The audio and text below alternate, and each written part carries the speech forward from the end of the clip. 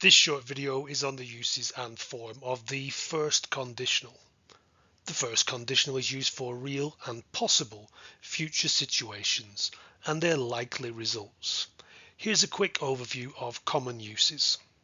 It's common with predictions, such as who will win the World Cup or how someone will perform in an exam. It's also used for promises, such as agreeing who will bring what to a party. And it's also used in planning, perhaps to explain a contingency if or when something goes wrong. Finally, we also use the first conditional to give warnings and consequences, like when parents tell their children what will happen if they misbehave.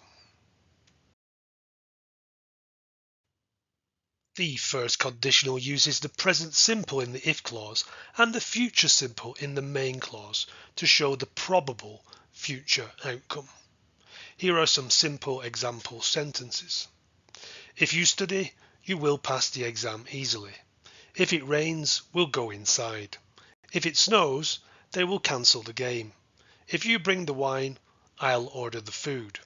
If you park there, they'll give you a ticket. If we don't leave now, we'll be late. If you like Thai food, you will love this place.